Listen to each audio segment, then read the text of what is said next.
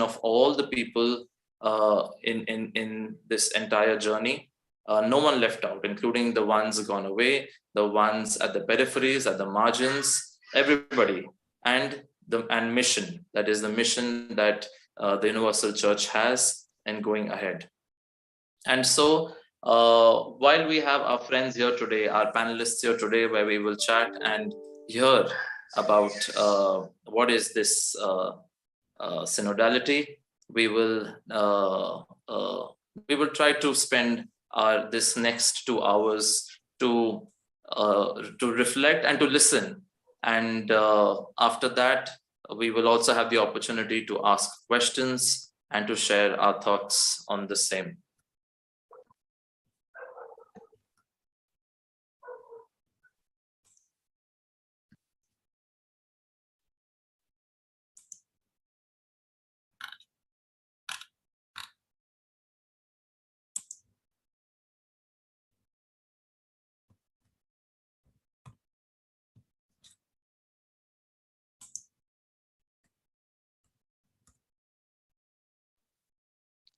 Okay, so the idea of this panel discussion was to bring together young people from different parts of the country, to bring together panelists.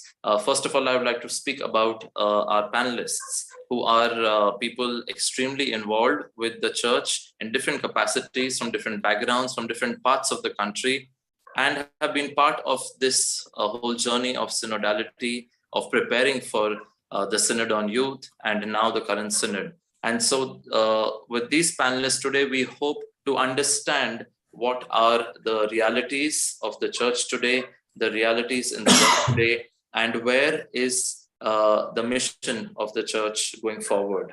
Where is the participation of everyone in the church today? And the idea of this panel discussion today was to come together for 2 days to reflect and to deliberate on this subject, while the entire world is on this journey preparing for this synod that would happen in 2023. We want to come together as young people to listen to one another, to discern, and therefore to find the way ahead. And so with this, we are hoping that a lot of our young friends who we do not know, may or may not be a part of this process, will have the opportunity to listen to one another and also to share with one another through this panel discussion.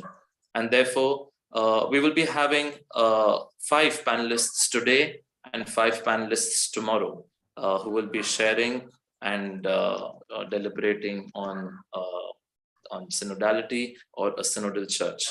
The Synod was convoked last year in 2021, and it opened in the month of October, and therefore it will run till 2023 with 2 years of preparation. Currently, we are in the diocesan level phase, where a lot of preparation is happening at the lower grassroots levels, at institutional levels, in churches around the world.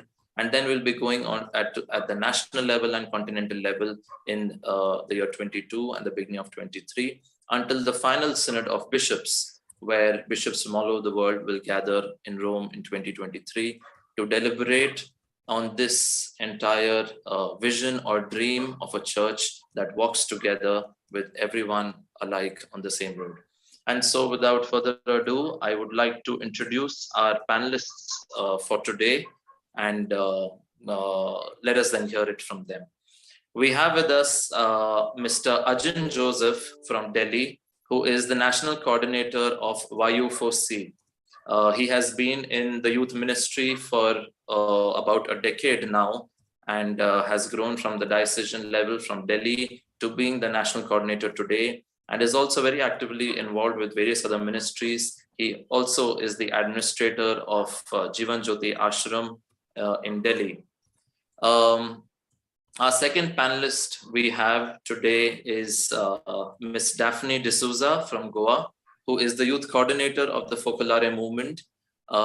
She has again been involved with the Focolare for a few years now, and has also been part of a few national consultations, and therefore has a different experience and background of really working with young people at the grassroots. particularly from different faiths, which is where Focolare works on the principle of that all may be one.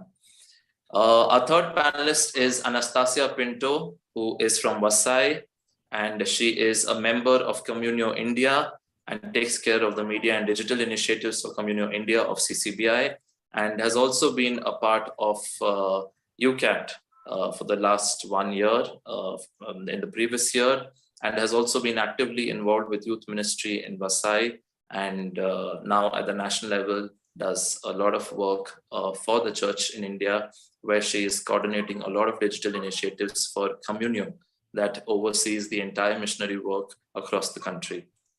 So the next we have Rebecca, Hitari Rebecca from Imphal, Northeast. She is currently the National Treasurer of Indian Catholic Youth Movement and a school teacher as well. She has also been part of the youth ministry for about a decade now in Northeast particularly, and has been very actively involved, traveled across the entire Northeast, and is really involved with the ministry there. And we have our fifth panelist, who is Dr. Benson Rajan from Dehradun. I know he doesn't like to be addressed as doctor, but that is how he is. He is an associate professor at OP Jindal University.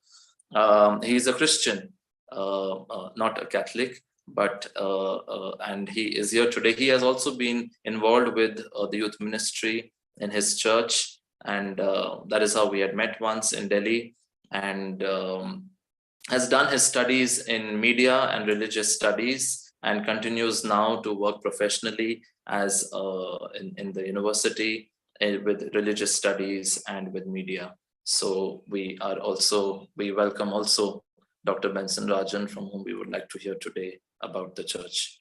So with this, I would like to welcome all our panelists, and I'm Percival Holt from Delhi. I'm currently an advisor to the CCBI Youth Commission, former national president of ICYM, and also take care of the activities at the National Youth Center in Delhi. And I'm a member of the Planning Commission of the Synod of the Vatican, as well as the National Desk in India, and was part of the previous synod. So a lot of synodality, a lot of synods that I have been a part of, and I think that's how the chalice of moderating this session comes into my hands today. So with this, I'm very happy to have the five people on screen with smiles, and we will go ahead to listening to each of them. Yes, we are live streaming this also on I suppose 2 pages, Jnanadeep on YouTube. The link is put up in the chat box. Everyone is invited to share this with your friends on WhatsApp, and also I suppose on the CCBI YouTube page where all the subscribers would get a notification. So with this, I would like to welcome all our panelists, and also like to welcome everybody who is here, especially on behalf of the Synod Desk of India, Jnanadeep Seminary in Pune, and CCBI, and particularly the Youth Commission that has come together to have this venture of coming together to dialogue and share on the subject synodality with our young friends from across the country and from different backgrounds. And so with this, let us begin with listening to some experiences. Now, when we're talking about synodality, what I think also is very important is the experience that we have had of being a church, the experience that we have had of being in the Catholic Church or with the Catholic Church. And therefore, with this, I would like to invite Ajin Joseph, who is from Delhi, a YF4C coordinator, to share about what has been his experience of newness and change in the Catholic Church, particularly in the last 5 years. Since Ajin, you have been involved with this entire Youth Synod and the current Synod also, I invite you to share your experience of newness and change that you have experienced in the last 5 years. Yeah, thank you so much, Percy, and my dear young friends. Thank you for the invitation to Jyotsna, Father Chetan, and the entire Desco. I congratulate you for this.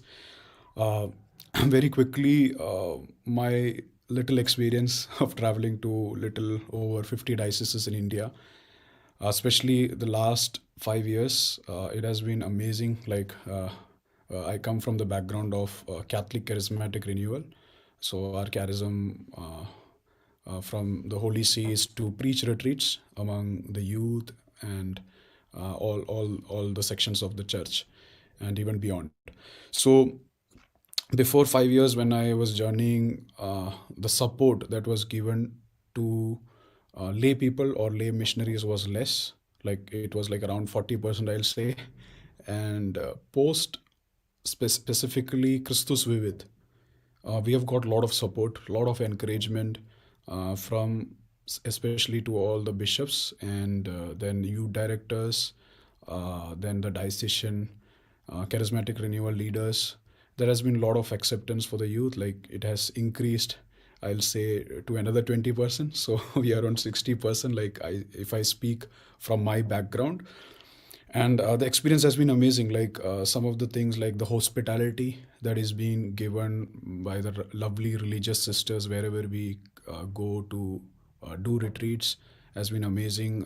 Then I've seen an increase in the level of humility, like an openness to young people, an openness to the heart of the Holy Father, that young people are not only the future of the church, but then they are the present of the church. So that way it has been amazing. So this has been my experience in a nutshell. So thank you so much. I think 3 minutes is over. Percy? Okay, thank you so much, Arjun. Anastasia, would you like to share your experience or any particular significant experience that you have had of change or newness in the church in the last 5 years, particularly with your work in the ministries you've been in and now with Communio? Yes, possible. Thank you for the question, and thank you everyone for listening. And yes, to begin with, like you said, 5 years, right? So my journey with youth ministry or serving God began in the charismatic renewal, and I still continue to be a part of them. The renewal in India. The first 3 years of my ministry, I have served as a lay woman missionary, and I was given tremendous support by lay ministers, by I would say my leaders, by the church also, by the priests, the religious, and post Christus Vivid, as even Ajay mentioned. I began my journey even before that, and I received a lot of encouragement as a young person to go up to leadership levels, even at ministry, even in the diocese, even at parish levels. After which remains the 2 years, 3 years of Christus Vivid and encouragement as a youth. And the next 2 years, right now, 1 year working with UCAT and 1 year working with Communio, I have felt that the newness that I see, what is new in the church, is that youth have been encouraged, especially in especially in digital areas, I would say, digital communication, where the youth are encouraged to take part with the church activities and digitalize faith, right? So the church in this COVID, in this pandemic situation, I would say, was able and is able to reach out to the people through digital communication, along with the collaboration of the youth. So, and collaborative effort, the priest religious embarking on this journey towards digitalizing faith and reaching people where they are. So that is my experience of newness, where it is difficult, like for priest and religious, I believe, most of them, to reach out through media. So with the help of youth, we were able to do that. We were able to reach people where they are, the faithful in their homes. The church was brought to the homes of people. Yes, that's it. Thank you. Thank you, Anastasia. So She mainly highlighted about the newness in the area of digital evangelization and a lot of media initiatives. Rebecca, coming from the Northeast, which is usually considered a cutout place from the mainland of India, and how do you feel newness and change there? It could be in the movement, in the ministry, or in general in the church. Yeah, so while the other parts of India were moving forward very fast and digital world, most of the parts of Northeast, most of the parishes, especially the hilly regions, they don't even have phones. So it's very difficult for them to move very fast towards the digitalization, which other cities and other parts of India are moving so much forward. So in this time of pandemic, which was a very huge drawback for us, we found it very difficult, especially the people in the villages. But in spite of all that, what came up in the church is the passion of the members of the church, especially the youth. They went to the parishes, especially in the villages. What happens in the villages? The village elders, they usually pray for all the people in group. They have family prayers in group, and in a field in Meghalaya, in one region, the one of the leader of that place, he just made the people sit in round, even though there was no church, and he tried his best to spread awareness in spite of the unavailability of phones, because they can't get any news because they don't use phones. They use this Nokia, which is not able to be able to have WhatsApp and all these YouTube channels and all that. So in these remote places, the members of the church came up with their passion to spread the word of God, to spread awareness in whatever way possible. So in this time of pandemic, we saw that the church still has lots of active people in it, and they can contribute in whatever way possible. That is what I saw in our Northeast places. And most of the digitalization that the other parts of India were doing, it was not reaching most of the parts of Northeast region, even though it was reaching in the valley and some city areas, but the villages and the outskirts, it was not able to be reached. So when this COVID was open, then it was more easier for the people to go to the church now, and many people were seeking the help of priests, going for confession. Father, when can we go for confession? Like they have the urge to go for confession. They miss the mass, no? So it made them feel what is meant to be in the family. And most of the youths came back from other states, like you saw in the news also that many of the migrant youths from other states were working in Bangalore, Delhi. Many of the Northeast did not even get vehicles to come back. The government had to arrange for it. And all these problems of the migrant youth were being faced in this year of COVID. And the church also made a huge contribution in helping many people in whatever way possible. And that is what I saw. And the priests in our place also, many of the fathers and sisters had to come up to digitalization, even though there was some network problems and all that. Really, digitalization is very difficult, but still, till now, fathers make it, like Father Linus from our region, he uploads sermons every Sunday. Father Jacob, for example, he uploads sermons every now and then, so the youths try to connect to each other. And last year also, I feel that even though it was difficult, the youths tried their best level to come together in prayer and to come together in sharing the word of God. So we feel very much encouraged about that. I think that is a very great thing that we see, even that even this COVID could not stop us from coming together and seeking the church, the blessings from the church. Thank you so much, Rebecca. That was really, I think, an insightful experience from the Northeast. Okay, I would like to invite Daphne to share what has been your perspective or your encounter with the Catholic Church? Any particular experience that you have had in terms of newness or in terms of the way the church is? I'd like to thank Percy for inviting me here.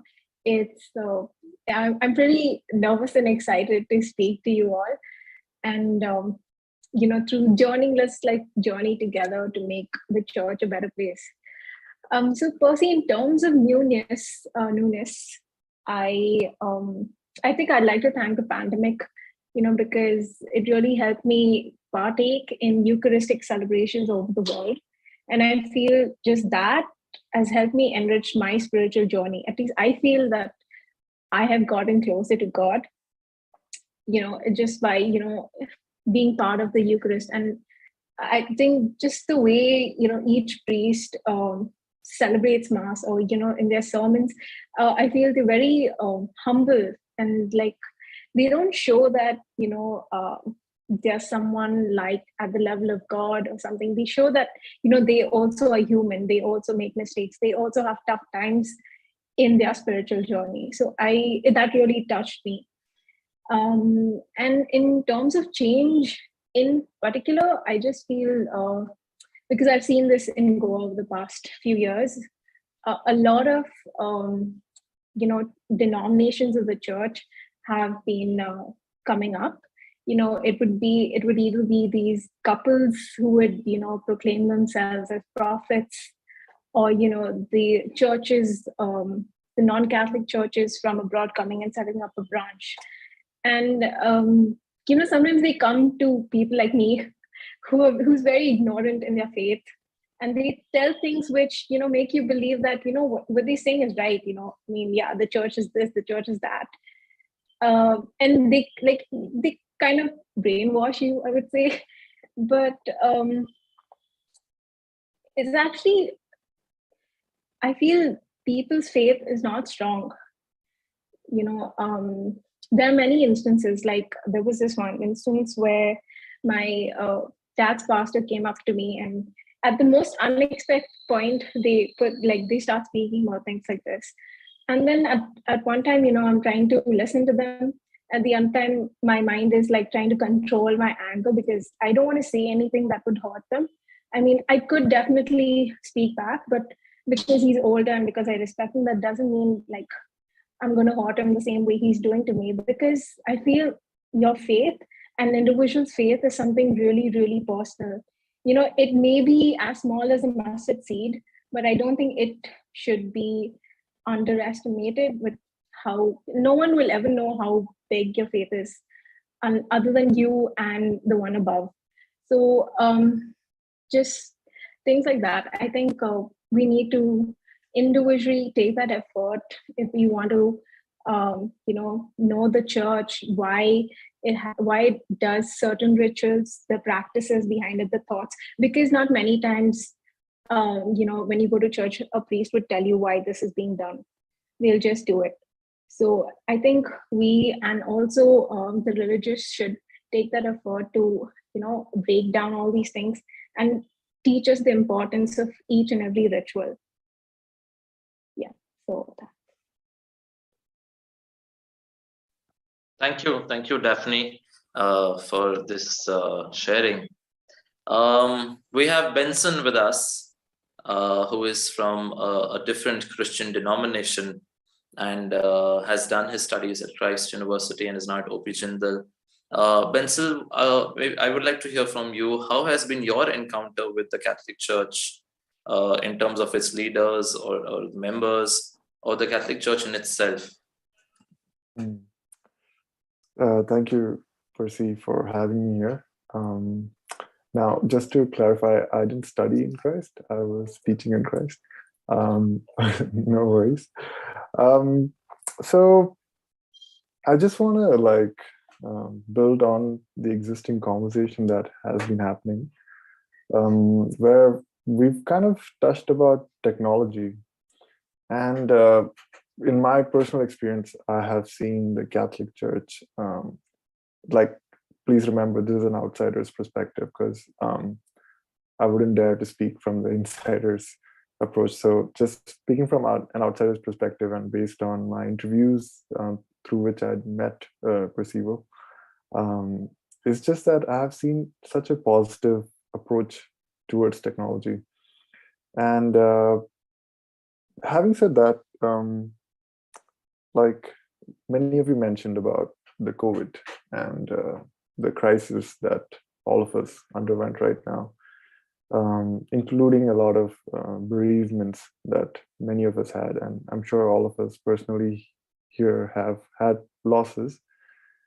And one of the things that kept coming through with the church, not just Catholic Church, but like churches globally, is the hybrid model.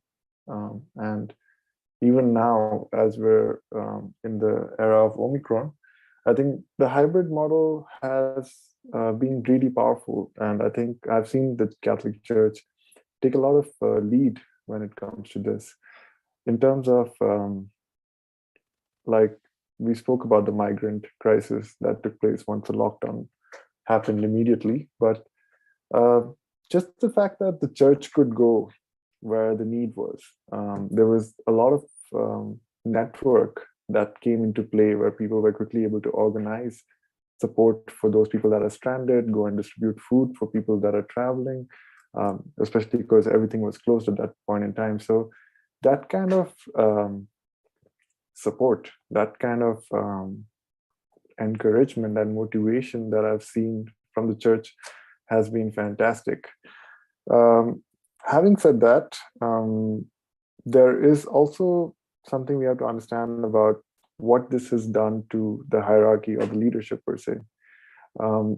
Because there is a lot more, like it's becoming more and more of a norm, especially in the urban spaces.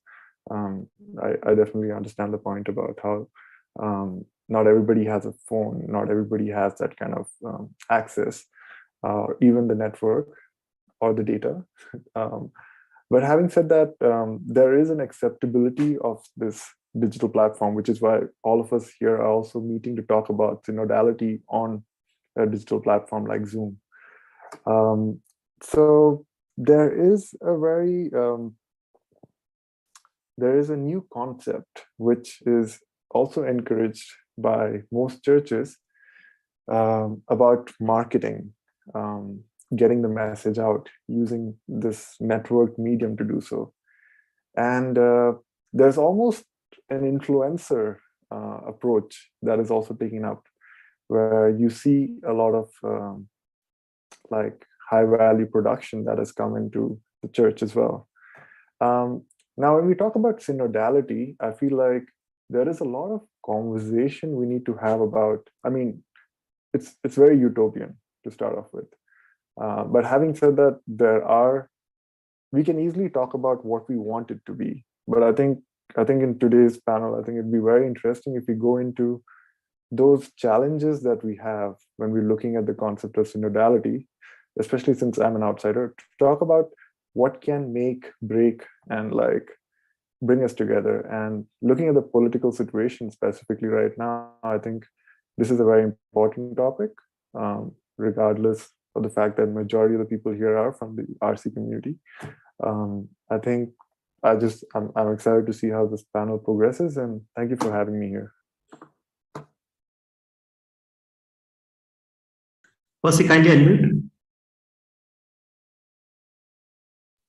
Thank you so much, Benson, and we are glad to have you with us. And yes, I truly also would like to echo what Benson speaks about. I think it is important to also realize what is lacking and where is the scope for progress, which is very important. There has been this, I think there has been this one notion of a very traditional church, of the church being very traditional, probably for centuries. It has been this way, and it has been this way. But then I think it is also good in this entire panel discussion to also discuss whether evolving from a church that was very rigid, As I spoke about the pyramidal model in the beginning, where there was only probably one person at the top, maybe the Pope or a bishop, who spoke and people just followed. So if I say it's day, it's day. If I say it's night, it's night. If I call day night, it is day. Okay. So now we are trying to evolve into this concept of synodality, where we are listening to everybody, where we are saying everybody is a part of it, and the Holy Spirit speaks to everybody.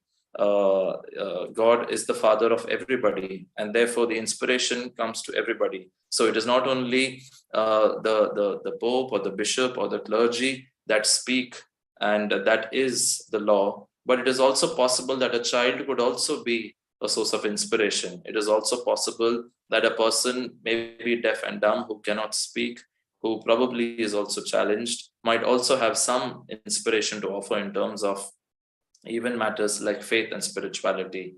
With this, I would like to hear from, maybe to begin with, from Rebecca. What do you feel is, do you feel it is significant, or rather I should put it as, how significant it is to have the participation of people in the church? Now, probably from your experience at the national level and also from your region, how important do you feel, or how significant it is for the participation of people to be there? Is it there, and what has been your, or what would be your thoughts on it? The concept is very easy. United we stand, divided we fall. So I always tell these to others also. United we stand, divided we fall. So as a church in India particularly, and also in Northeast, we're mostly about the majority is the Protestants. And it's okay, like we are the minorities, we all accept that, but still we quarrel among ourselves. Even though we are a minority, we are like a small family, and in this small family itself, we are quarreling among ourselves and trying to create division. So how can we stand when we are quarreling among the family members? It's not possible to stand together if there is division. So once there was a meeting in our diocese, and I was the smallest one. I was very young at that time, and we were discussing about what is happening inside the church. Like, what shall we do about church becoming more educational and all that? Of course, the church has lots of drawbacks. Even Jesus himself told in the Bible that there will be a lot of infiltration of evil in the church. We all accept that.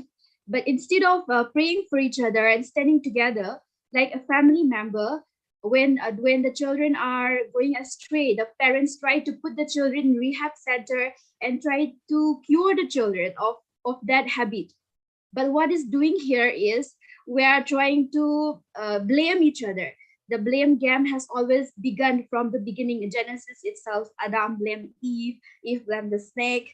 So that same blame thing led us to sin, led us to our suffering. And we are again repeating the same thing. So we need to stand together and pray for each other. Like, for example, just recently also, I didn't knew that there is even a misunderstanding among the religious also.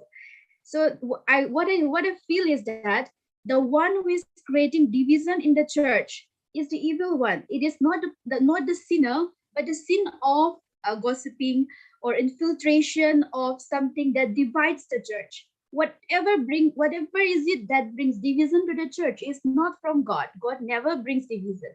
God is always about Trinity, standing together, working together. So this synod itself is a message like a God from God that we should stand united. So there should be unity in diversity. That is the beauty of the Catholic Church. Unity in diversity. We always say we are very proud to be Catholics because Catholic Church is about unity in diversity. So we have lots of different opinions, but we stand together in spite of all the differences, in spite of all our ministries, we stand together. I think that is very important.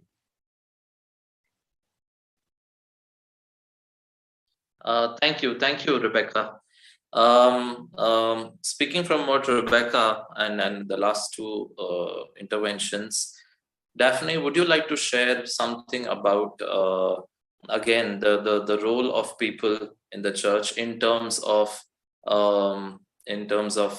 participation, of course, but also in terms of, we are talking about inculturation, about inculturation, adapting to the times. So when I'm talking about inculturation, I'm talking about a church that is adapting to the local cultures and traditions. We're talking about, therefore, bringing in the participation of all those cultures and traditions and people. Would you like to share something about this from your experience? Or how have your probably friends and others around perceived this whole point of, I think it is like I should say, a debate between, we're saying, being united, and in that unity being stuck to the older traditions. And on the other hand, we're talking about participation of people, which naturally brings in new perspectives, brings in new cultures, brings in enculturation. Would you like to share something about that? Sure. Actually, when you say church, what do you mean? What is the definition of church? Is the church for you just the structure, the white structure that's there? Or what? Is it its people? Because it's its people. If there are no people in the church wouldn't be called a church. So definitely its people is its biggest importance. When you say for inculturation, I think this happened because, a lot of people from other faiths were converting to Christianity, and they were bringing, just to accommodate, this is through, dialogue with some of my friends, to accommodate, their practices that they practiced, inculturation happened in India. Just an example, I'm not sure how true this is, but this is what I heard from my dad. And there's this folk story in Goa where, there are these 7 goddesses, and they have only one brother. Okay. And out of these 7 goddesses, one converted to Christianity, and she's known as Milagres. So Our Lady of Milagres. And the church, Our Lady of Milagres, is in Matsa in Goa. And in the same city, the brother, there's a temple dedicated to the brother, Bodhkeshwar. So when the feast of Milagres happens, apparently, this is what my dad told me, that early in the morning, I think a priest from the temple would come and do puja for the statue of Milagres. And, there's this ritual that we do of pouring oil over the statue. I think you could compare it to something like how our Hindu brethren, pour milk over a shivling. So, I mean, this is inculturation. So the oil poured on the statue of Milagres is then, I think, taken to Bodhkeshwar's temple. I'm not sure if someone knows if this is wrong, please do correct me, but this is what I've heard. I've never seen it, so I don't really question it, because, I mean, it's just something that I heard. And I have, through one of my work projects, one of my artists had painted these 7 women goddesses, and she had told me about this story about Milagres converting to Christianity. So, I mean, things like, I feel the line between devotion and worship get blurred over here, because, we worship God, but we say we don't worship Mother Mary, we don't worship because it's just a devotion, right? So when through inculturation, I mean, definitely, we ourselves get blinded, and I've seen some people, just falling flat on their stomachs in front of a statue of a saint or, Mother Mary. I mean, that someone else would call worship, right? But for that person, that could be devotion. So, I mean, what do we term devotion and worship? I think it just gets blurred sometimes with inculturation. Okay. So I would just like to also ask you, so what do you feel about this now? Definitely inculturation is there. In India, we have a lot of inculturation. But what is your opinion about, I should say, I mean, or according to you, do you think, is it according to you and your experience, encounter with people, what is their feeling about whether the church agreeing to it? Is it now the church going with it? Now, there do people feel that they have been a part of, kind of this whole process of deciding whether or not to do it? Because on one hand, we're talking about being rigid to certain traditions of the church. On the other hand, we are talking about today being open. So what do you feel? Do people resonate with this change or not? See, to make a change, it takes a long time, especially with the history the church has. You can't make a change overnight. I often, compare the church to a government body. The government body is also so really old, and it has the good, it has the bad, and to change it is very difficult. Like, I just voted. I went home to vote, and we're really trying to bring out that change go in political situation, because it's really bad. But it's not going to happen overnight. Like, if we don't get the results we want, if we don't get the right party, we're going to have to stick with it for another 5 years, and then okay, maybe we get another chance. So change does take time, but I think if we focus on formation, educating people, because many times people don't know. They don't. If I didn't know all of this, I thought it was okay to pour oil over, a statue of Milagros. But if you go anywhere, if you go to the Vatican, or if you go anywhere outside India, I don't think anyone will do this, right? And it is wrong. I'm not saying. It's in the end, it's someone's faith. But I think if we give them the right formation, and if we educate them, saying that okay, this happened because of this, but in a nice way, we give them time to adjust to that change. Not say overnight, okay, you cannot do this, stop it. You can't say that. Nobody will take it easily. You have to give them time. You need to understand where they're coming from, and you need to make them also understand where you're coming. It won't happen overnight, but yes, if you take baby steps towards it, I think one day, I think in the future, we will probably be that church. Yeah. Thank you, we all Daphne. do it together. Yeah. Thank you. I would now like to invite Anastasia first, and then Ajin, because both of you work with the church, with the hierarchy, with the leaders, with the authorities in different capacities. Anastasia now with Communio, where probably I think as a staff, you're the only youth, or the only youth there, I should say. And of course, there are a few other volunteers, but as a staff, I'm talking about as a staff, you're the only youth there. What is your experience, or what is your feeling about this, about the participation of youth, or how do you feel that can be improved in the life of the church? Your experience about the participation of youth in terms of, as I said, authority, decision making, execution, and what can be improved? Yes. My experience working with Communio, as you shared that I am the only Communio staff, the youth, but we also have different volunteers. Okay, so I feel not just Communio, in general, because you've been part of, an administrative setup with a lot of, a lot of associations of the church. Yes. So in general, what is your feeling about what is the participation of, or how is the participation of young people in the administration of the church, and how it can be improved? All right. Okay, I feel there are many youth out there who are in the church, as in they come ahead and they participate.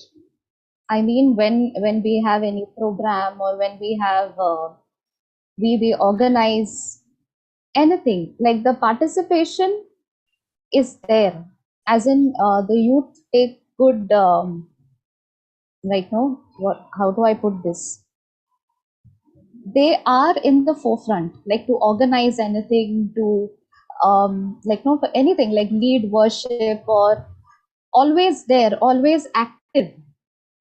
And but when it comes to decision making and evaluation, as in my personal experience is that as a youth working in ministry over these years, is that I have been given a chance to voice out my opinions, and my feedback also has been taken and appreciated, and like no evaluations also. I have been part of the evaluation also, like not only decision making, but the opinion of the youth matter.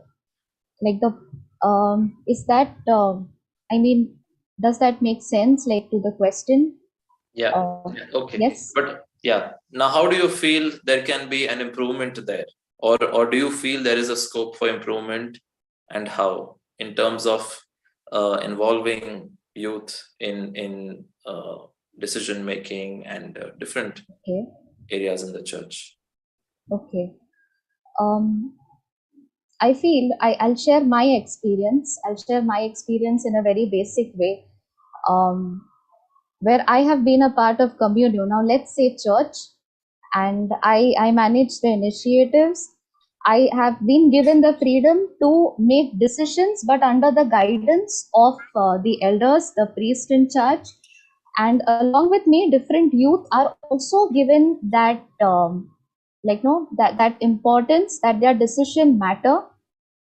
And also together we are a part of the evaluation body also, right? Like our opinions matter. Like and we are different people. I would like to mention this, that in this journey of communio, especially in the church, like I'm where there is a volunteer from Jesus Youth, there is a volunteer from UCAT Catechesis, there is a volunteer from the Commission of the Bible, there is like different priests, religious, as well as the youth from different movements are coming together and serving the church through this ministry. And one thing I like about it is that all of our opinions matter, are taken into consideration, and we participate together. I mean, throughout the activity, we all are involved in it. Whatever we are doing, media or that's what is happening right now. All of us together contribute towards it, and later, even when we evaluate, our opinions are taken into consideration. So, if this could happen at every parish level, or whatever ministry is operating in the church where youth are involved, like this experience, that I feel that we are heard. If the same thing can be done in different ministries of the church at grassroots levels, where like there's this example where even you mentioned in your article, and it's also in Christus Vivit, like no, the boat being rowed by the youth, but at the same time we also have the elders who are with us, that is the priest. They are wisdom, they are guidance to guide us. So that is where we are, like no, we would like to see all the movements or different ministries of the church operate in this way. Like if I can be heard, and the same thing can happen to every youth, even at the grassroots level, like together we move ahead. Yes. Okay. Thank you, Anastasia. Arjun, I would like to hear from you your thoughts, since you are also, as I said, a young man and part of now the administration of the church, but at the same time also involved with people at the grassroots, through the ministry. What is your where do you feel or how? One is, do you feel that young people are involved in decision making and different areas of the church in terms of being part of the administration, as I said? And second, how that could be improved, specifically at the grassroots level? Yeah, I'll be sorry to say, but then I'll be a little critical over here. Like, I remember as a passionate young missionary, I once went to Raipur Archdiocese, a very remote diocese, and we were taken to villages to preach the gospel, and I was so passionate. And I was discussing like why we are not involved. Like most of the times, like as young people and even as lay people in the church, like people don't speak this publicly, but then there is this sense of, not with me because I am now holding some positions, but then before having any positions, there is this general thought, if you think from the grassroots level, that this sense of being treated as a third class citizen, or just like in a office setup, this is there. So one of my good priest friends told me, Ajin, the hierarchy of the church goes like this. There is the parish priest, then there is the bishop, then above him is the archbishop, then comes the cardinal, then there's the pope, and above him there is somebody very, very important, and that's the parish priest. So the parish priest is above the pope. So everything falls there, and is a missionary priest, this is what he told, and this is the reality of the church. So the involvement, like all the power goes to him in a parish setup. So the involvement has to be stupendous. Like the involvement has to be there. The parish priest has to be the focus. He is the person, like even the neighboring religious communities that is there beside him, he is the person with the maximum power. So the execution wise, like one of the saddest thing, one of the criticisms that the Catholic Church has faced post Vatican Council II is that we had a lot of meetings. But then now we have to live what the council says. We have to execute the plans, the decisions, the wonderful and brilliant documents that we have from the church fathers, from the magisterium, from the catechism of the Catholic Church. So the meetings are good. Like now the Pope has called us to synodality. It's beautiful. But then we should reach out to the downtrodden, and the youth, especially the youth, should be allowed to partake in everything, like from parish council to youth council, to all the feast celebrations of the particular parishes that we are part of. If the youth is gifted in music, he should be part of the choir. If the youth is gifted in leadership, like Percival, I have seen him growing. Like I was gifted in leadership, I've seen myself growing. We were allowed, but then there are certain places where we have seen there is this restriction, and people often feel discouraged. Like one example I'll give, I was again in one parish in one of the remote dioceses. There were a set of Catholic musicians, and they were, I saw them all part of another denomination's music album. And then I'm not critical about like going there. It's good. But then the local bishop told me confidentially that, Ajin, the priest is not allowing them to even sing in the mass. So can you go and do a retreat there? So I went there. We did a retreat, and all these youth came. So I requested the priest that can you allow them, because they are musicians, have a place in the church, in the local parish. So then he finally agreed. Once in a month, the youth will be doing the choir. So similar things, like we see, like the parish priest is the key, and they should be more open, and they are open. I'm not saying that they are not open, but some places they are not open. And the evaluation part, like the one of the most common things that we hear is that if you bring the youth, especially from the elderly point of view, they are afraid. They'll be into something that is bad. They'll be quick to speak. And they are going to make a lot of mistakes. But like even in the secular world, what we are taught, like 3 laws of learning. The first law of learning is start making mistake. The second law of learning is analyze your mistakes. The third law of learning is do not repeat your mistakes. So you have to allow them to do something. Otherwise, very soon India, like the Indian context, India will become Europe. So sorry to say, but then we have to allow them to come. And at the same time, as I think Anastasia mentioned, Daphne mentioned, and all the panelists mentioned, like we should accompany them. And the forgotten virtue of fraternal correction. That is what I want to bring here under the point evaluation. And I'll end here fraternal correction. I think it is being mentioned by Saint Ambrose, the 4th century saint, Saint Augustine.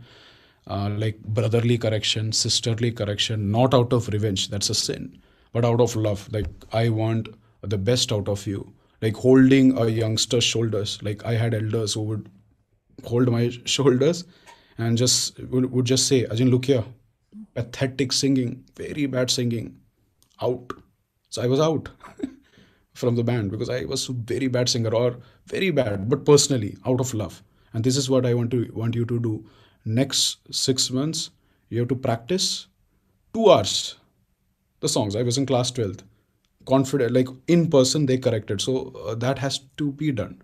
Like if they are caught with doing some watching something bad, or being with the opposite gender, doing something wrong, all those things are is going to be very prevalent in the youth ministry. So you should be daring to take the risk, but at the same time accompany them. That's why the Pope is saying we have to accompany the youth. At the same time, give them all these values, tell them in person. And I've seen many, we can win many of those souls. So these are the few things that I want to share under this. Thank you. Thank you. Thank you. Thank you so much, Arjun, for that insight. I would like to hear from Benson about. Is Benson there? Yeah. Okay. So today, a lot of young people are well qualified. Just the other day, I was in a meeting and where this point was mentioned. Today, by the age of 25, let's say we young people are holding big positions, or doctorates, you for yourself, or lawyers, advocates, or, I mean, they are probably government officials at very good posts at a very young age. Now, in your perspective, what do you feel needs to be improved or changed in the Catholic Church in terms of social outreach, mission, authority, and leadership, keeping in mind the potential of young people today? You also work in a college, so you probably would be able to have a better understanding of the potential of young people. So do you feel in the church, let's leave whether Catholic Church or any church aside, I mean in general in the church, if young people have the potential to hold so much in the secular world, do you feel first, do you feel, and then how that also needs to be kind of brought into the life of the church also? Yeah, I mean, like that's I mean, what I've seen is, like, I can speak from my experiences. What we need young people for is primarily the energy that they bring. Like for instance, like, I mean, I don't categorize myself in that category anymore, but like, I'm more middle-aged now, despite this Benjamin buttoning through life. What I'm talking about is, like, if I can cover, say, a kilometer, what I've seen with the younger kids especially is the kind of the zeal with which they carry the faith, the drive, the passion, and the way it like pushes and motivates them to cover like 3-4 kilometers, more than like, and like, you can ask any young parents like what's it like to keep up with a little kid, and that kind of energy is something that has been misunderstood, primarily because it is seen as basically, like what we've heard so far, it's seen as the groundwork. It is seen as a grassroots, and it's seen, like what was mentioned earlier, as work with very little credit. And unfortunately, this is also the work that all the churches are built on everywhere. And there is no denying that the protests that took place in December and in January of 2014 and 15 was the young people in the church. They were primarily the ones on the street. They were primarily the ones saying, don't burn our churches down. And nobody can refute that. It was that energy, it was that passion, it was that sense of social justice. And now, even more than ever before, we're seeing them taking up roles of leadership, spaces of influence where they're asserting their citizenship right. And I think that is so important for our country right now, especially like Daphne going back to vote, and like also like what you mentioned about that myth, the story was lovely because young people have that sensitivity because um, the kind of educational spaces, the kind of access, like personally, like I know I can walk into my Muslim friend's house all the way inside, like something that is that may not be accessible for everyone. So I think more than age, or more than being ageist about what I'm stating, it is a difference. It's a difference of idea. It's a difference of opinion. And primarily, if I see that, even if it's somebody like who's a lot older, like I think some of the examples also came through, who is able to contribute a new way of thinking. Like, since we're going back to the conversations about synodality, what is required is people, even for this panel discussion, like people are not coming here to listen to the same old things that have been spoken about. Everybody knows a lot of this. Like everybody's really, I believe most of the youth are really smart. And like I said, most, not all. But majority of the people know these narratives. So what is it something new that can be created? What is something new that we can bring forth? Because it's only in creation that our faith comes alive, because our God is a creative God and our God creates. So how can we create something new? And I think it's in the newness that we'll find that synodality. And I don't know what that newness is, but again, I think this is a great start. This discourse, this dialogue is fantastic. So thank you again for having me here. Grateful. Thank you. Thank you, Benson. That gives a little head start to our next discussion. Before that, I would like to invite people from the audience to raise your hands if anybody would like to have a dialogue or would like to ask a question or respond to anything. Please raise your hands up and I would take maybe a few depending on the time. Okay. So Benson spoke about newness, and that is true. In newness, in creation comes newness. And with this, I would like to invite, maybe to begin with, Daphne. What, according to you, maybe one particular area do you feel in the life of the church needs to be changed? What newness needs to be brought into the life of the church? Maybe one specific area. Yeah.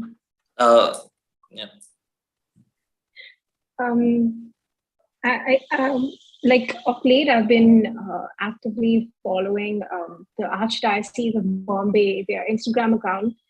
I think they're doing a really great job in terms of formation, because there are a lot of things, that I didn't know that were around Christmas, especially the ornaments and everything, the meaning it had. Like Christmas tree, I thought it was just like, European kind of concept that came into India along with Christmas, but the tree is the giver of life, it represents Jesus. So it was really nice, knowing, information through interactive stories on Instagram. So I think if we work, towards a medium like this, I think we could definitely catch on, actually get youth more involved in the church, or get them to know more about their faith. There are a lot of these Instagrammers, they do reels also with, where you point your finger and some text appears, they burst myths, your myths that, people think about the church. It's really fun and really interesting. I definitely look forward to things like that, and I learn a lot. So I think if, the church would, explore mediums like this to, attract youth, because I think now, even because of the pandemic, the youth are not going to church, so they don't have that interaction. So I think it's like slowly drifting away. So I think this would be something really nice to incorporate. Thank you, Daphne. From the audience, I think I saw hand raised. Ritik, would you unmute yourself? Ritik, if you could unmute yourself, and if you have a question, you could ask. Introduce yourself first, and then you could put your thought forward. Well, myself, Ritik, and I'm from Meerut Diocese, Carmel Ashram, Radhanagar. Am I audible to you? Yes, yes, yes. Well, I want to ask a simple question: that is it appropriate for our church to be materialistic? Means not in that way that it's a rule in our church. Means we can't say that it's a rule, but custom that a person is innocent until he isn't proved guilty, and a person is guilty until he isn't proved innocent. Means can I explain it with an example? Okay, okay. Well, there's a rule in our Bible that a person isn't allowed to remarry if a person's wife goes away or leaves him or died. Am I right? Okay, okay. You make your point. So in that context, there is one person in my known. So his wife went away, left him in the middle of his life, and he went away. He was having 2 children, and they were 4 and 5 years respectively. So he was suffering, means he was facing so many problems because he was a single father with 2 children. So for that reason, he waited for her for 2 years, and then he married a girl so that she can take care of her children. But now she is discarded from the church, is discarded from the Eucharist. So is it appropriate? Okay, okay, Ritik, I got your question. We also have hands raised by George. George, would you also like to unmute and share your question? We will take maybe these questions and then respond to it. George. Hello. And then Nevin. Yes. Hello, everyone. I am George from Papal Seminary, Jnanadeepa, doing my second year theology. I have a question, a general question. Anybody in the panel could answer. I think a lot of things you brought about the youth and how the church is leading, how all the authorities, all those things is fine. But my point is, to a certain extent, there is some cooperation that is missing from the youth. Like recently in Karnataka, the persecution which you referred to, all these things are happening. And how far youth is able to, the ancient saying, vox populi, vox Dei, voice of God, voice of people is voice of God. How far are we able to voice our opinion and stay united in the Catholic Church or among Christians to face the persecutions? Thank you. Thank you. Nevin, would you also? Okay, Nevin is done. George, no, was that George or Nevin? George. Nevin, please, would you also like to unmute and... Hi, good evening, panel. First of all, nice initiative with the national team. Myself, Nevin Anthony. I am the ICYM Karnataka region president. So I would like to put forth a few of the instances that we've been observing in today's church, especially in India. So recently in Karnataka, one of the statues was removed. And what I would like to state here is this. Of course, one of the panelists mentioned about we lack in some kind of faith formation. So that's correct. And these kind of instances that we see across the country, and I think this is the 6th instance in this year. So it kind of affects the morale and also the faith formation especially among the youth. So how are we facing this issue from our church point of view? So how are we looking at this? All we do is just send some press releases or talk or just say that this cannot be done, or this is unfair that's been happening. But what steps are we taking? And moreover, what I was mentioning earlier, that this is kind of affecting the morale, and this is definitely going to affect the coming fourth generation of the youth, especially the youth. So what is the point of view from the church? And when it comes to synodality, that we are together, what we see right here when these kind of instances take place is that we don't see the concern for each other. And moreover, Jesus has told us to love the neighbor as ourselves. And I don't think we are doing that. And I think that's one thing that we lack in the Catholic Church right now. And when we focus on the synodality, I think that's one thing that we need to focus more. So what are we doing as a Catholic Church? What are we doing when such kind of instances take place? So that's my question for tonight. Thank you. Okay. Thank you, Nevin. Okay, so what I grasped from these questions is mainly the question about the role of people in terms of George asked about is there a space, or are people able to voice their opinions? And then Nevin talks about again on the same lines of do people have the say to do something about such crisis and issues, and what is to be done about it. Maybe I would like to hear from Daphne first. What is your thought about this, about do people, or can people voice their opinions in the church? Is there a space for people to voice their opinions? Particularly at the grassroots levels. We're talking about, let's say, in a city, or in a parish, when something happens, is there a space for people to voice their opinions? Like, for example, let's say some such tragedy happens, maybe it's a spiritual or religious sentiment being hurt or something, or anything else. It could be political, it could be not political. Do people feel that they have a voice?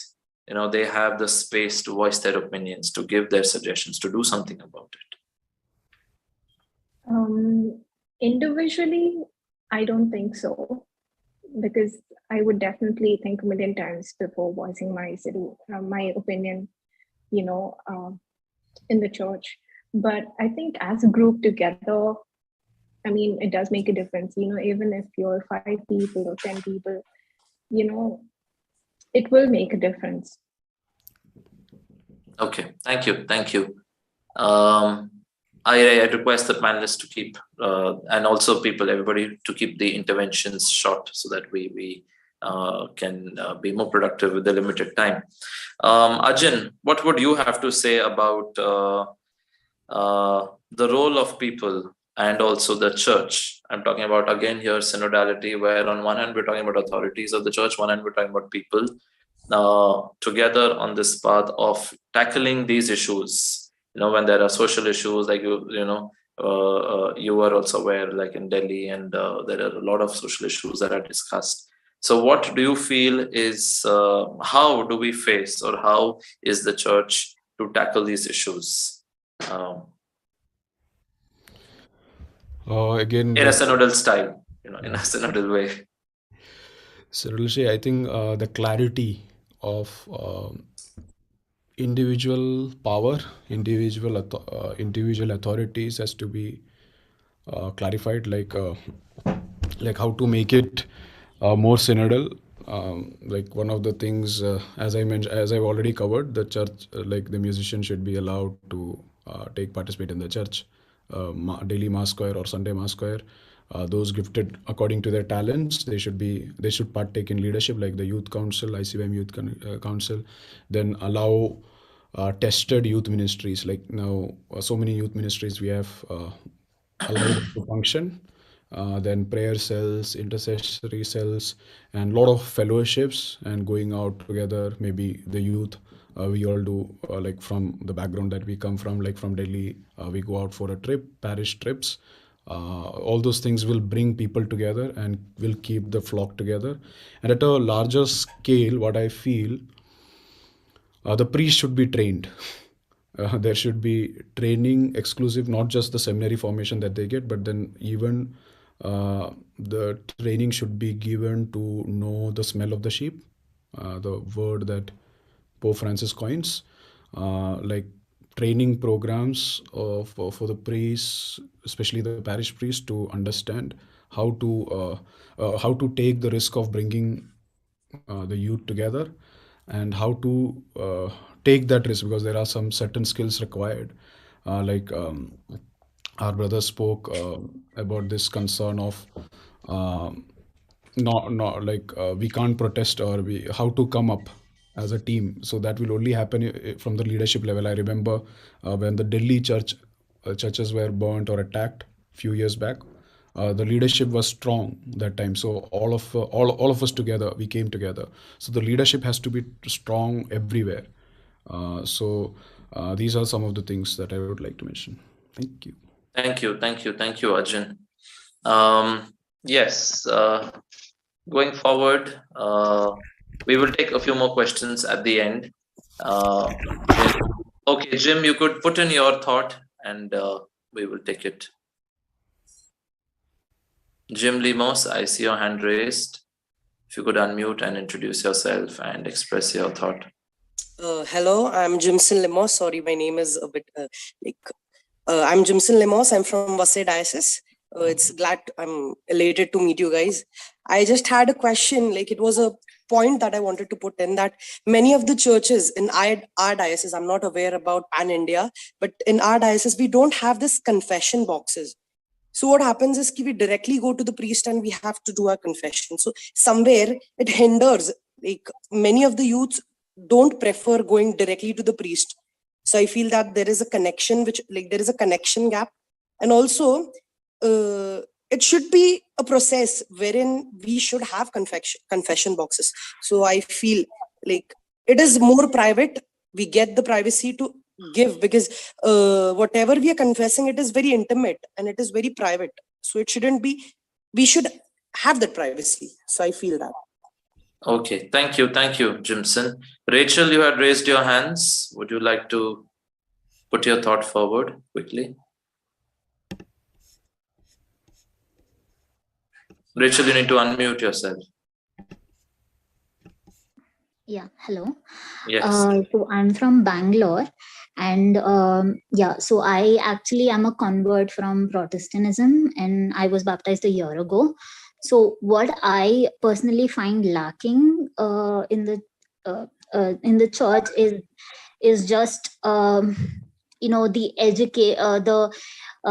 apologetics. The youth right now are not taught proper apologetics, or like how to basically catechism. Like, none of my Catholic friends actually knew the proper teachings of the church. They just knew that certain cultural things that they were doing anyway, but not the dogmas and all of these things, the basics. So the basics are not taught right, and because of that, it's just the youth, they're fading. I mean, they're just they just tend to get engrossed into things that they learn around, and also tend to leave the church eventually, and also don't stand up for their faith.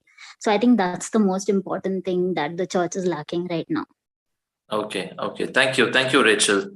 Sebin, you had a suggestion in the chat box on these lines. Would you like to? Okay, I will read it out since he has already put it in the chat box. He also suggests the same about having apologetics ministry, which would give a lot of room for youth and lay people to be part of the church, and would bring about opportunities for the youth and lay people to understand and therefore spread the gospel. Is a suggestion from Sebin. Thank you so much for these suggestions and comments. We will go ahead and come back at the end with our viewers. I would like to hear from Rebecca.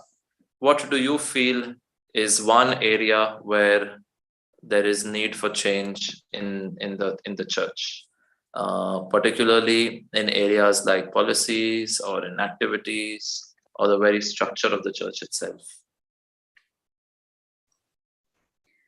One thing is, in the grassroots level, especially in the village region, we don't know the hierarchy of the church. So when I was very young, I'm also a convert from Hinduism. Just recently only I came to know like in detail about the church. So once in our Jubilee, I addressed the Bishop of Kohima as Your Holiness. I welcome you, Your Holiness.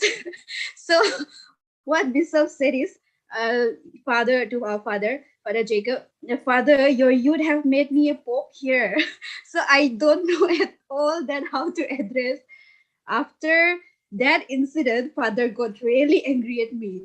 But I was feeling it so funny, like, how can I know when you are not telling me? So I told Father and asked many people. So one person called Victor, like one of our elders, said, you have to address him as Your Holiness. So to which person I'm listening? The thing is, the youths are lost in one way, and especially in the village, they don't know about the hierarchy, the teachings. They was just here about the catechism of the Catholic Church and all that. We're very simple-minded, people in the village. We cannot understand all that complex and all these kind of thing. So it should be explained in a very simple way. See, what I first started is I started from the family life. So when you can relate it to a family, because everybody have families, even in the village also. But if you link it to very high level complex things, I think it is more fitting for the city youths. But for the grassroots level in the villages, I think it is better to link it to the family life, as I've said. A family that prays together, stays together, united we stand, divided we fall. This is how simple thing which everybody can understand. Even uneducated village children will understand. You repeat it 5 times. We sisters used to tell the children when we are in convent, united we stand, divided we fall. We repeat it like 5 times, 10 times. So we just by heart that way. And we came to understand the meaning later on in life when we grow up and meet people. But in our village life and all, we just play in the ground and all that. And that's whatever sisters say, it's like God's word for us. So the church life that needs to be changed in order to be relevant to the youth is, as I hear from the village, that means from the parish grassroots level, is like not to be disappointed. The religious, the bridge. There should be a bridge. I feel that the relation between the religious and the people has become gap. It's like I'm a child and I see my parents quarreling among themselves every day. I don't see unity in the family. So as a child, I get mental stress because my parents are always quarreling. How can I get peace? No. So the church we see is like a family only. And whatever the religious says, it's like a word of God for us in the village, in the simple life that I say. So the thing is that we should not get discouraged. When I tell about to sister that, sister, let's have prayer and all that, sister says, see how many youths are coming. Only 1-2 will come. But the thing is, it is better to change one youth, and that one youth can change the whole parish also. Who knows? We don't know what can use that one person. So the thing is, the journey of 1,000 miles begins with one step. So one person at a time. If one person changes, just recently in December, we had a charismatic retreat. It was the first ever charismatic retreat in our church history, in our village church. And you know what? That only one charismatic retreat changed.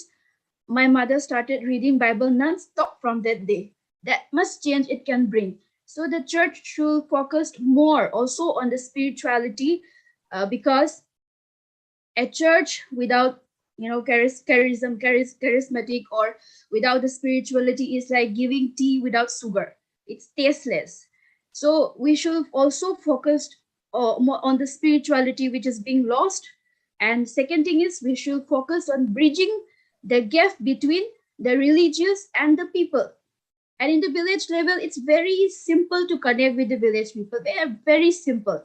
When a father goes to the village, the villagers think that a god is coming. Okay, so they will catch pumpkin, and in the hilly areas, there is Machi. Machi is a very high hill where father took us to that place.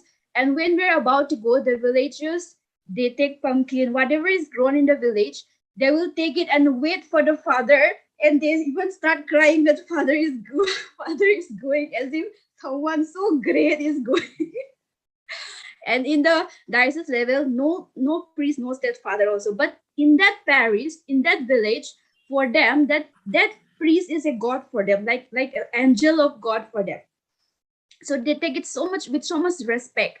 And so the religious also should not lose that hope, because there are many people who respect them and love them, and it should not be lost because of the lack of numbers and all that. Numbers should come I think it should be with one person at a time, not in a big way and all that. So that's Thank you, Rebecca. I would like to invite Benson on screen. Benson is leaving. He has another meeting now. So thank you so much, Benson, for coming and sharing your thoughts today during this panel discussion. And we will stay in touch and hear and discuss more in time. So thank you so much. Would you like to say anything before you leave? Any last comment? No, it's just been wonderful, and I think this is a very good start to a brighter future towards synodality. And having someone like me come here and hear these things, I feel very privileged, because it's quite an intimate conversation you guys are having. So I really appreciate that. So thank you for having me. Thank you, Benson. Okay, before you sign off, in one sentence, what would you say is the mission of the Catholic Church? What should be the mission of the Catholic Church in one sentence? It's actually not my word. It's from Saint Anselm's work. It's called Fides Quoris Intellectum. It is faith-based understanding. So whatever we're doing, it has to be coming from faith, whether it's engaging with technology, whether it's dealing with issues within the church, about participation, about hierarchy, authority, mission, field. It has to come from the faith. And I think our faith is strong and it's well rooted. So it gives us a fantastic background. So Fides Quoris Intellectum is what I have to say. Thank you. Thank you so much, Benson. It was great having you today. Thank you so much, and God bless you. Bye, guys. All the best. Okay, so I would like to now invite Anastasia. Yes, you're on the screen. Anastasia, according to you, what would be, which specific points in the life of the church requires to be changed in order to bring newness? Yes. Okay. I guess it is very important in every area of the church. Like if you say theology, you say catechesis, you say ministry, spirituality, administration. There are like different ministries, right? But my suggestion here would be that it would be so good if we had a youth representative, or I mean, a youth serving in these ministries, a youth being, what do I say? Like, representing a particular ministry, as in a youth will only follow another youth. Like if you have to make anything relevant for youth today, especially in India, only a youth can evangelize another youth. Like that is what I feel personally, like looking up to another youth.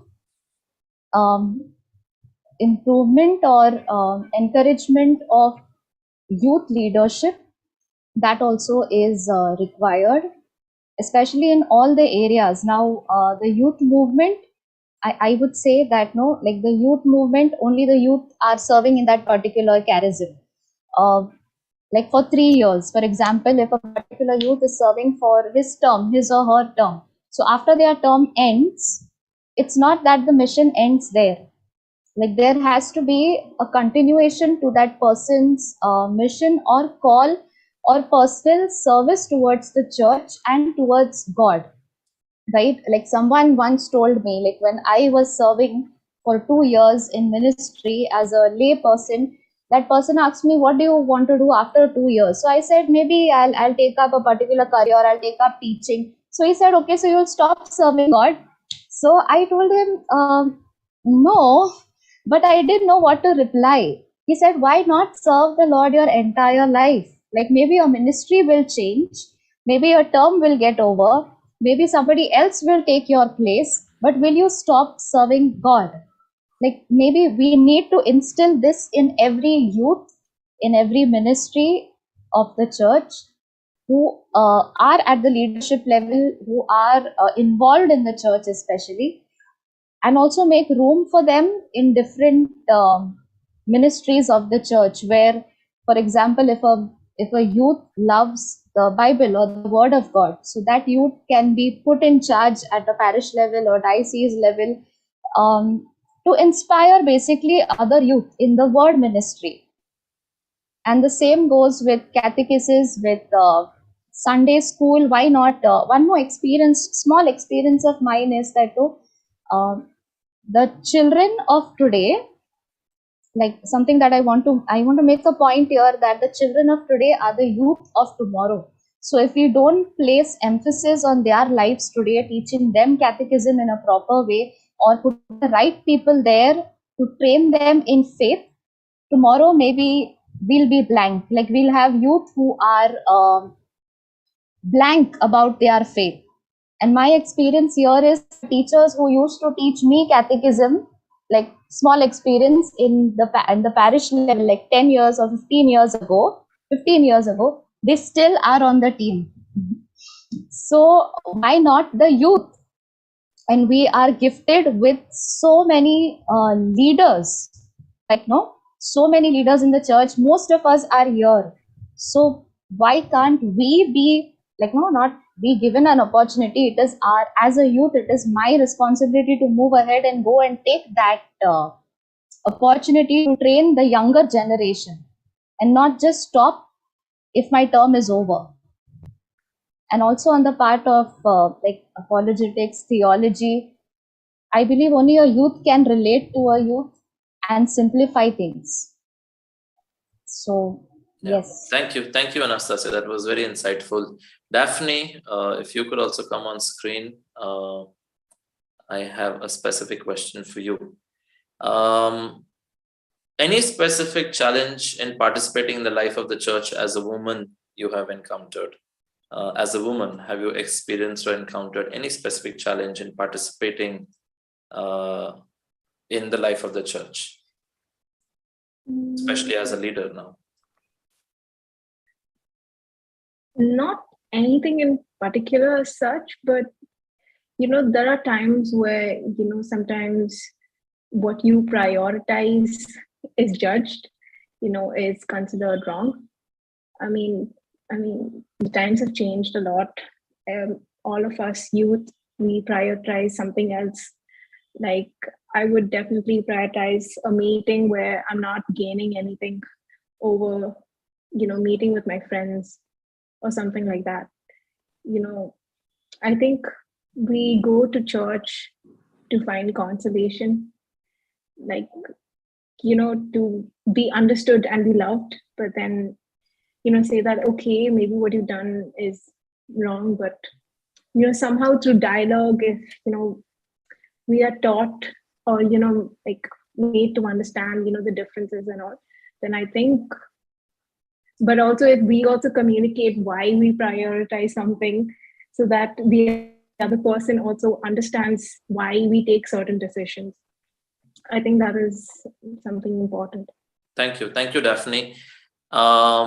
I request all our viewers to stay tuned. We have something for you at the end. Before that, I would like to hear the same response to the same question from Rebecca. Any specific challenge you have faced as a woman, as being a leader, being involved with the church, but anywhere you felt being a woman has hampered? Yeah, living in a society, especially in India, even in Manipur, we are mostly Hindus. And I also said most of everybody is Hindus. We are the only family here, with us Catholic. Now the ideology of the Hinduism is they look at a woman in such a way, very conservative way, that we can't, in the city, of course, I find that when I went to the Bangalore and Delhi, they work at night. It was so shocking for me. Here, if it is dark and if you don't return home, it is thought that you have eloped with another guy.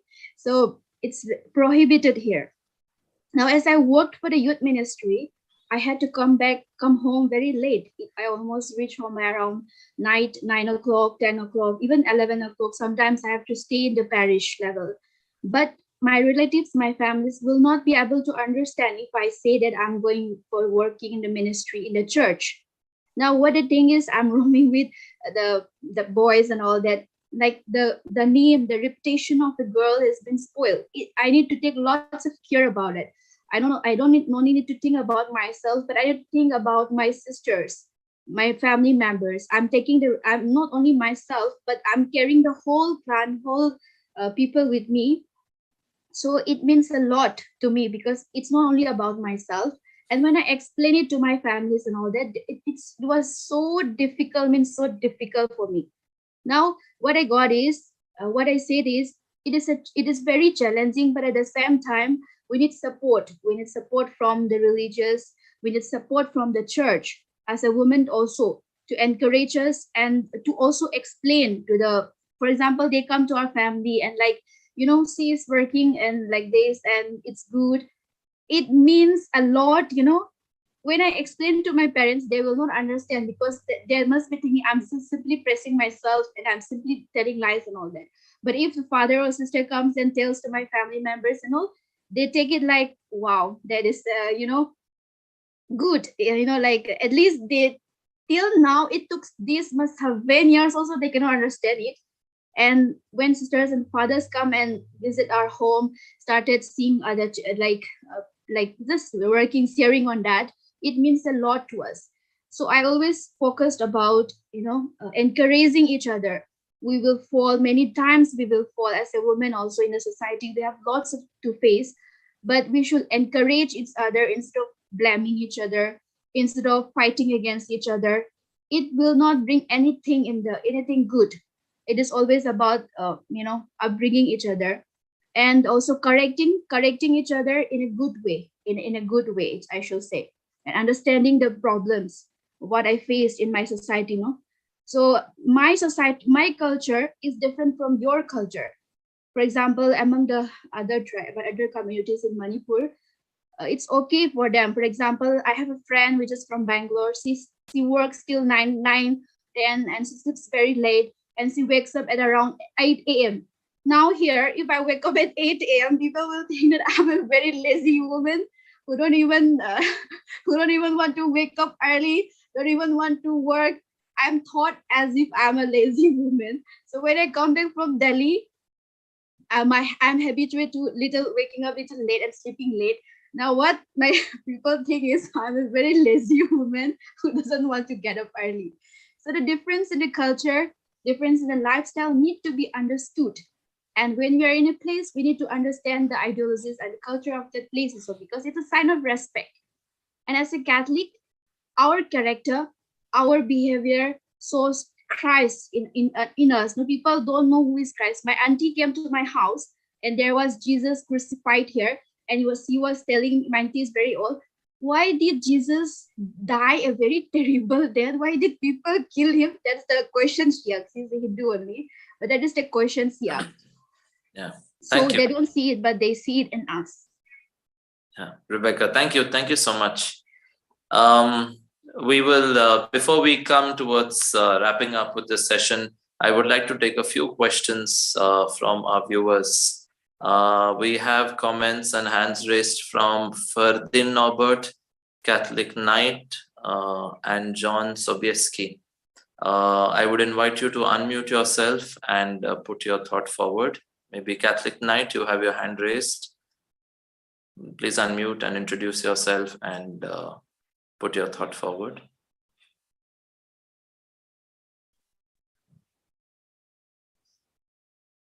Hi, I am Aaron Joseph.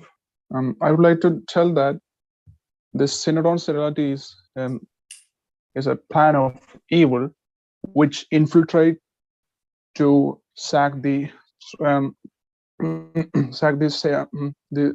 sacred tradition and doctrines of the church. it won't allow, seriously. And the patriarchy should be preserved without any chaos. You know what I mean? So it should be preserved, and it won't allow anymore. Okay, thank you, Andrew. Ferdinand Norbert, if you are here. Hey, first of all, thank you for having me on this group. I just want to, I have one concern about the synodality that you said that on early church onwards, we followed the synodality. Actually, that's not the correct tradition. Actually, it's a hierarchy. Church is a hierarchy. So what happens if we have a circular fashion? Let's say we all differ in opinions. What happens was, if we have any disagreement, we don't have anybody to control our disagreements. So I think we should follow the hierarchy of the church. Let's say if we have some discussions, like in the book of the gospel itself, we say in Matthew that if we have any disagreements, we should go to the church, and then a minister will solve our problems. So I think we should recognize the fact that church is hierarchical, not synodal-like, in a circular fashion. So this is my concern. Thank you, Ferdinand. And John Sobieski, if you are here. Okay, Kiran Jose, you can unmute.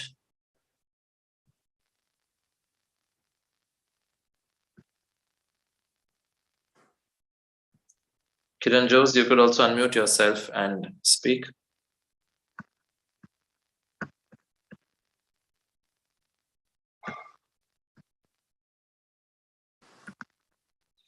Okay, Arjun, would you like to respond to these questions in short, very, very crisp?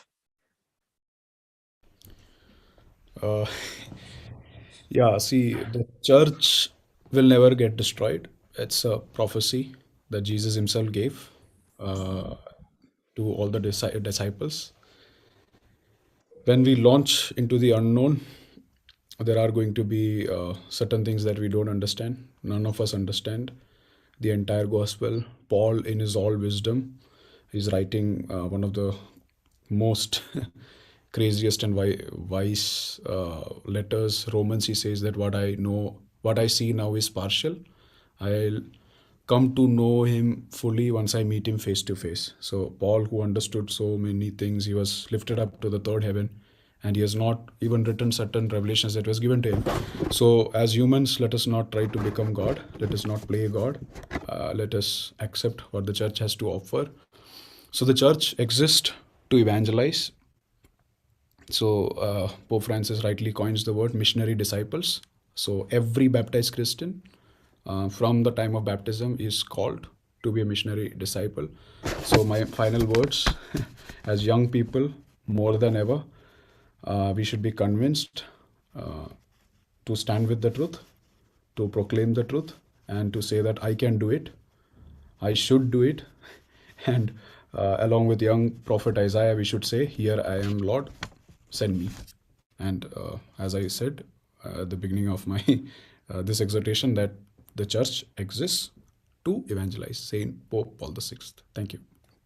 Thank you so much, Arjun. We are, because we are running out of time, I would now like to invite all our panelists are on screen, and I would also like to invite all our viewers. Before we go into the concluding remarks and into wrapping up the session today, I would like to invite the panelists to speak, and all our viewers to type in the chat box this common question, this question that is common to everyone. In the opinion of young people today, okay, I will repeat, in the opinion of youth today, what is the mission of the church? I would like our panelists to speak in one sentence. In the opinion of youth today, what is the mission of the church? And I invite all our viewers on Zoom and on YouTube as well to type in the chat box, in the opinion of youth or people today, what is the mission of the church? Anastasia, you could go first. Yes. If I have to speak about my diocese, or I'm not condemning again, but this has been my experience. If I ask any youth who is not very much involved, maximum of them are not, mostly. If I ask them what is mission, for them, mission is visiting a mission station. As in, no, to be very honest, like this is, if you ask any youth, especially from my parish, you'll be horrified, like we all will be horrified, like, no, as in, mission is visiting a mission station, and is charity, is good works. So that is what I feel, that perspective needs to be changed. Even a common youth like feels that from where I come from, I feel that it is good works, charity, and visiting mission stations, rural areas. Thank you, Anastasia. Daphne. Do you want to like say what is the mission or what should be the mission?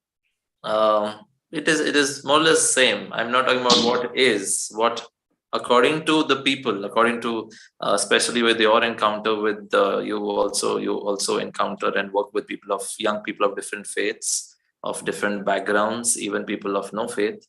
What is in there? If you were to ask them, what would they say should be the mission of the church? I would say, I think dialogue and understanding. Okay, that's it. Thank you. Rebecca, according to you, according to your experience, or the people that you have encountered, what do the people, especially with your experience with the tribal people, with people from rural areas, from remote areas, what should be the mission of the church? And our viewers, please keep putting it into the chat box. What should be the mission of the church? Everybody, I would like all our viewers to put in one sentence. Yes, Rebecca.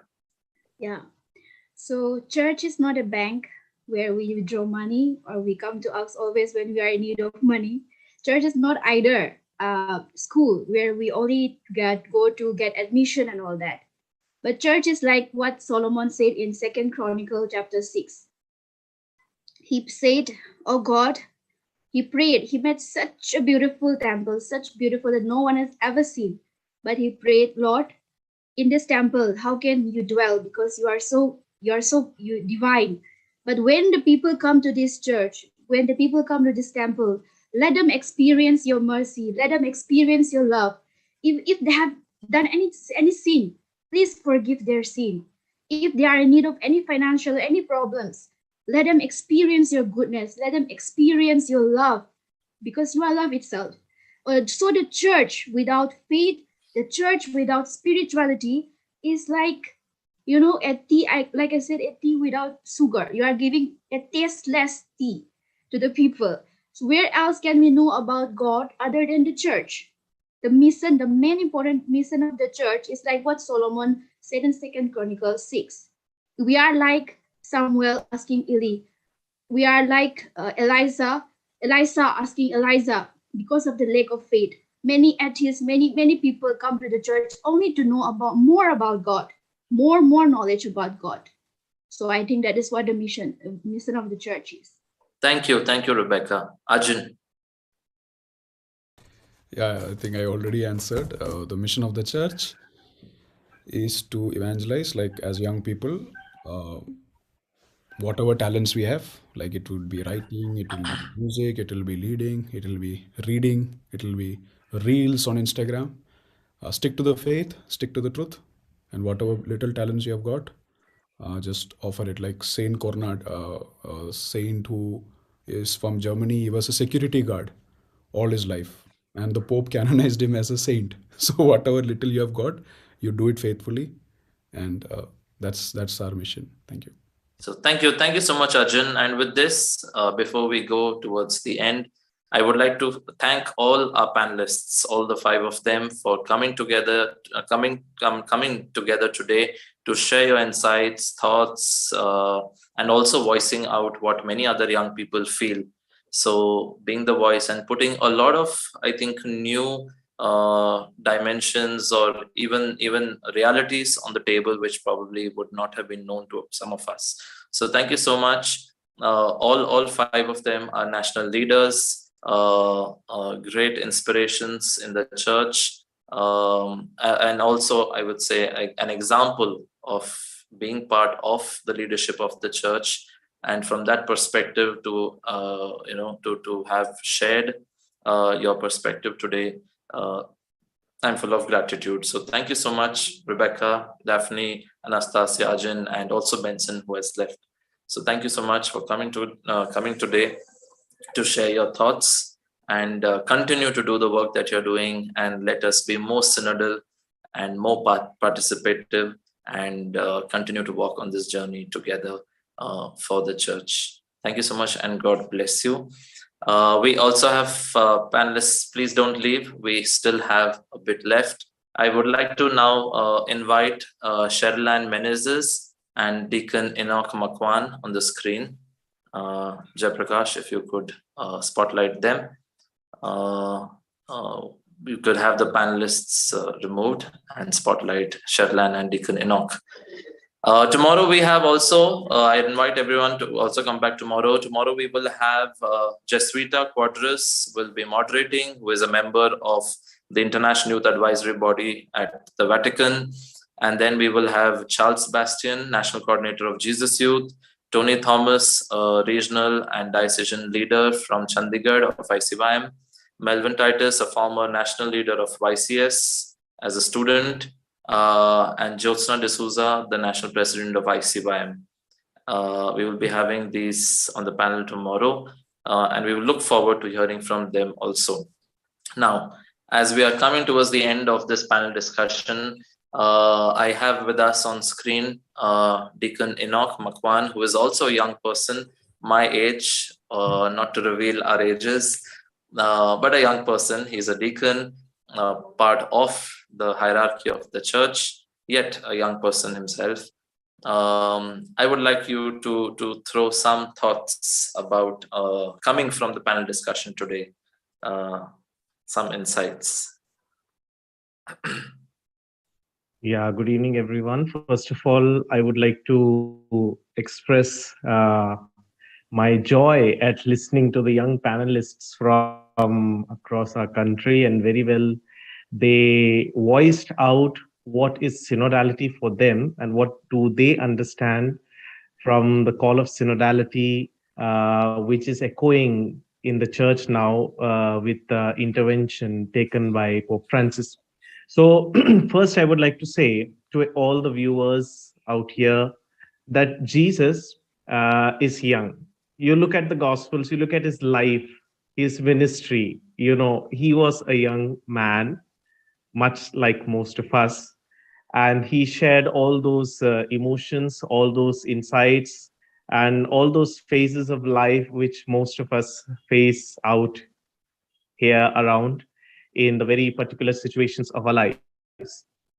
Then speaking to, I was listening to every panelist very keenly, because that is the charism of the Holy Spirit. It can speak through anyone. And, some insights that I got was, youth encouraged by the church. I feel as a young deacon, now already part, as you said, part of the hierarchy of the church, and also young, I feel the church has never put the youth at a stakehold. Young people are the very heart of the church. You look at the history of the church in its earliest eras, or now for sure, the young people are the trailblazers.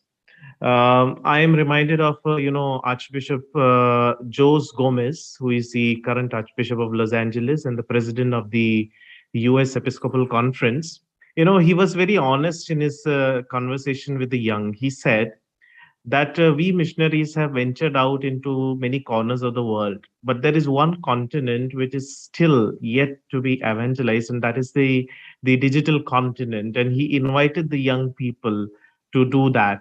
And I feel that today it's the call of time that our Catholic youth, very especially most of us, those who are here, need to be trailblazers in this digital continent, which in itself has vast scope for evangelization and mission of the church. Then what is newness? What is newness? We say synodality, something new. Actually, I feel that synodality is there out in the church from the beginning. And as somebody rightly said, it's the act of creation of God. That act of creation of God is very outset is an act which came out of synodality of the Holy Trinity, and it continues. So I don't want to speak much of theology here, but then what I mean to say in a nutshell, certain points, looking at the youth from our country, we are a diverse country. We have a various, cultural backgrounds, various life situations. Somebody's out from Northeast, somebody's from the suburban, metropolitan cities. Some people are from, rural backgrounds. Some people are from, different backgrounds. So with a country of extremes, if we are, bound up with this, spirituality of synodality in the church as a Church of India, and if we are able to discover our place as young people, it's something very great. And this is what the vision of the church in India itself is. Listening to the panelists and also to those who are intervening in between, what I felt was that in our young people, there is a thirst for God. There is a thirst for spirituality. There is a thirst for church. Nobody can deny that. And that thirst is ignited by the personal encounter that many of us have had, or many of us are seeking, or many of us will have in the course of our spiritual journey towards Jesus. Now, in this scenario, as young people, talking about synodality, we rightly speak of our inclusion in the family of the church. I would like to say just 3 words, the words of Jesus that was echoed by Pope John Paul II, all the corners of the world, especially to the young. The words are, do not be afraid. Do not be afraid in the various ministries in which we are already. Do not be afraid in the ministries in which we look forward to step into. And do not be afraid of the hierarchy of the church. Hierarchy is not there to frighten us. It is at the service of every baptized people. Maybe some individual constraints may give us a different experience altogether.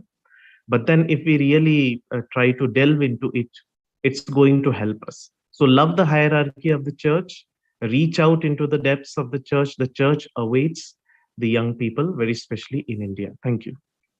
Thank you. Thank you so much, Enoch. Enoch and is also part of the Synod Desk National Team of India.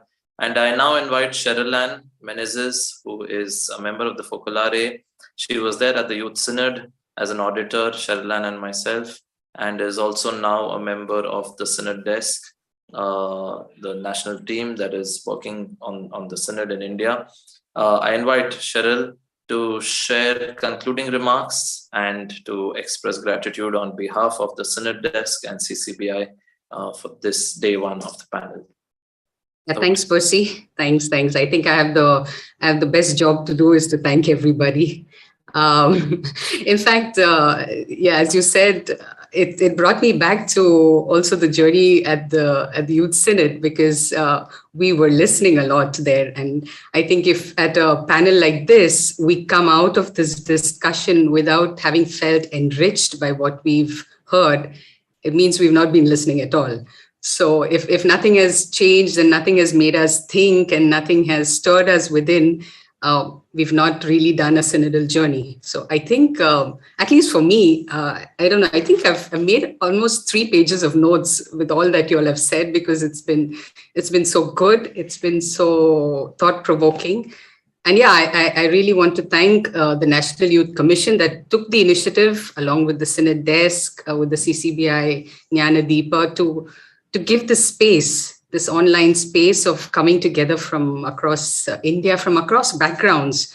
It was nice to have Rebecca with us, along with those from the cities as well, with different experiences of to listen to you and your narratives of and I felt that this is a process. We're not here to make decisions, because synodality is not about taking decisions. It's not about coming together and wanting to do who knows what. It's a journey that the Holy Spirit has inspired us to go ahead, because as Ajin was also saying, he wants to take us to the fullness of truth, and we are on the journey, and he is accompanying us on that. And in this whole process, we need the space to be able to share what the Spirit is telling each one of us. And in that listening and in that reciprocity of listening and also speaking, we also live really what one of the important commandments of Jesus, of this love for one another. And his presence then enlightens the ones who need to take the decisions. In fact, what some of you commented right in the beginning of this little change that you've noticed because of Christus Vivit, because, in approaching, you found more encouragement. I think that's what we can hope for, because as some of you said, change is not going to happen overnight, but it happens with these baby steps that we're taking. So it was exciting to listen to all of you and to your views of things. And I felt the synodal journey was there because we were walking with each other without judgment, but with that openness to listen to what the other has to say.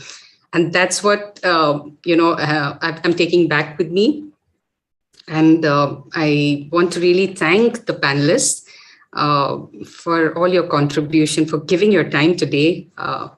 And also, I want to encourage all of you to join in also tomorrow, because we will have a new set and probably new questions also thrown open. But it opens our minds. It makes us really think. And so I really want to thank you.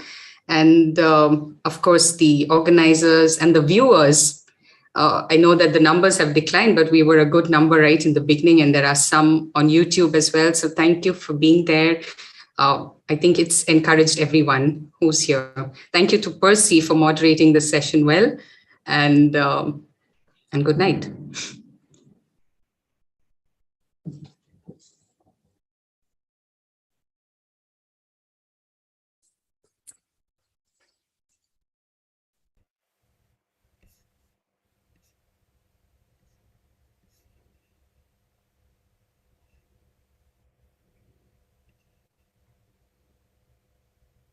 Thank you, Cheryl. Thank you, everyone. Percy, are you recording?